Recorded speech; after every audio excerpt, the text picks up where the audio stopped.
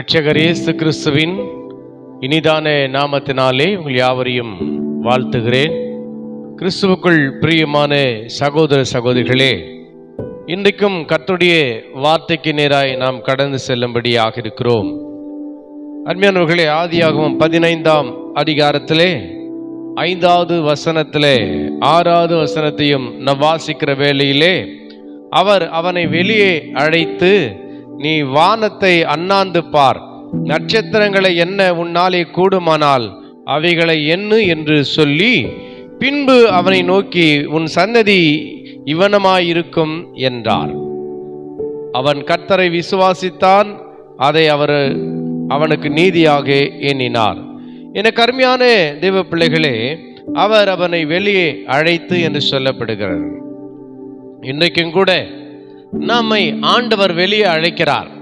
ஆபிரகாமை பார்க்கும் பொழுது அங்கே இரவு வேளையிலே தன்னுடைய கூடாரத்திலே தோய்ந்து போய், மனம் சோர்ந்து போய், என்னுடைய சரீரம் செத்து போயிருக்கிறதே, சாராளுடைய கர்ப்பம் செத்து போயிருக்கிறதே அப்படின்னு சொல்லி, எத்தனை காலங்கள் ஆகிவிட்டதே, வாக்குத்தத்தம் நிறைவேற எத்தனை ஆண்டுகள் ஆகிவிட்டதே என்று சொல்லி, அருமையானவர்களே, அவர் சோர்ந்து போய் அங்கே தன்னுடைய கூடாரத்திலே படுத்திருந்த வேளையிலே அருமையானவர்களே, ஆண்டவர் அங்கே அழைக்கிறார்.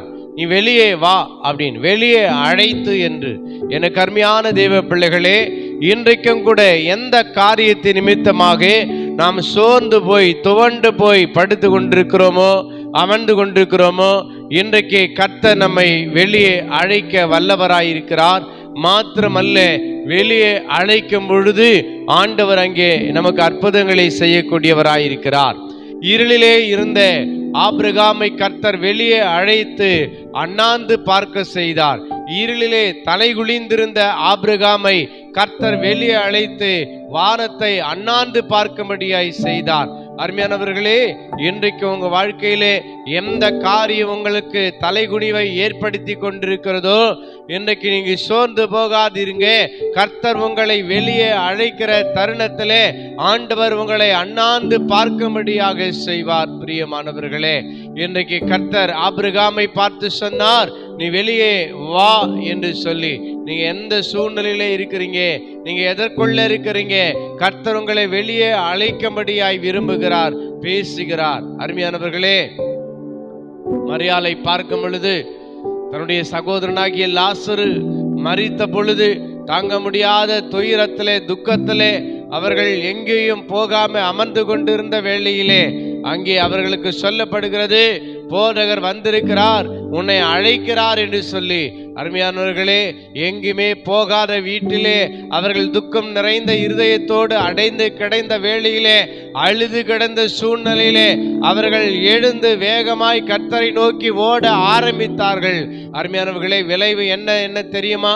அருமையானவர்களே, எந்த சகோதரன் மரித்து 4 நாட்களாய் துக்கித்து கொண்டிருந்தார்களோ, அதே சகோதரனை, அதே லாசருவை கர்த்தர் ஜீவனோடு எழுப்பி கொடுத்தார். அவர்கள் வரும் பொழுது அருமையானவர்களே, அழுகை மாற்றப்பட்டது. பிரியமானவர்களே, இன்றைக்கு நாம் எதுக்குள்ளே இருக்கிறோம்? அழுகைக்குள்ளாய், கண்ணீருக்குள்ளாய், பாவத்துக்குள்ளாய், துக்கத்துக்குள்ளாய், சோர்வுக்குள்ளாய் இருக்கிற உங்களை கர்த்தர் இன்றைக்கு வெளியே வரும்படியாய் தம்முடைய வார்த்தையின் மூலமாய் அழைக்கிறார். பிரியமானவர்களே, அவருடைய அழைப்பின் சத்தத்தை கேட்டு இன்றைக்கு வெளியே வருவாயே ஆனால் ஆண்டவர் உங்கள் வாழ்க்கையில் அற்புதம் செய்யக்கூடியவராயிருக்கிறார். சகேயுவை பார்க்கும் பொழுது சகேயுவை பார்த்து சொன்னாரு, சகேயுவே, நீ சீக்கிரமா இறங்கி வா என்று சொல்லி. அருமையானவர்களே, பணம் இருந்தோம், வசதி இருந்தோம், வருமானம் இருந்தோம், நம்முடைய வாழ்க்கையில நிம்மதி இல்லாம, சந்தோஷம் இல்லாம, சமாதானம் இல்லாம, இரட்சகரை அறியாம, ரட்சிப்பை பெற்றுக்கொள்ளாம ஒவ்வொரு நாளின் வாழ்க்கையை வெறுமையாய் வாழ்ந்து கொண்டிருந்த தருணத்திலே அங்கே சகேயுவை கர்த்தர் பார்த்து சொல்லுகிறார், நீ சீக்கிரமாய் இறங்கி வா என்று சொல்லி.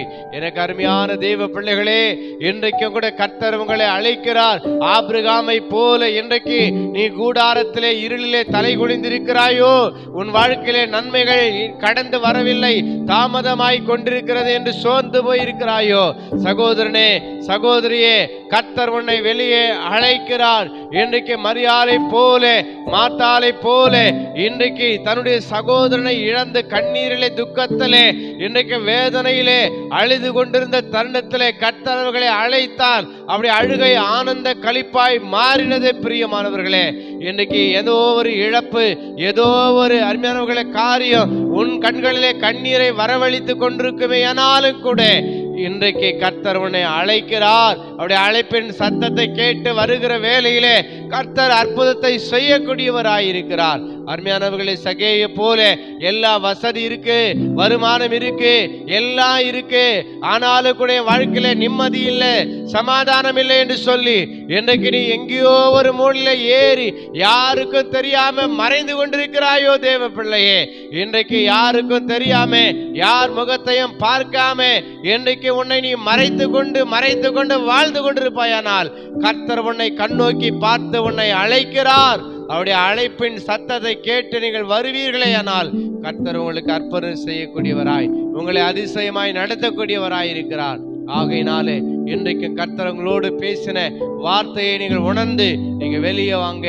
கர்த்தர் உங்களை வெளியே கொண்டு வந்து உங்களை ஆஸ்வதிக்கவும், உங்களை மகிழ்ச்சியாக்கவும், உங்களுக்கு அற்புதம் செய்யவும் கர்த்தர் வல்லவராயிருக்கிறார். கர்த்தர் தாமே இந்த வார்த்தை உங்களுக்கு ஆசீர்வாதம் கொடுப்பாராக. God bless you. God bless you.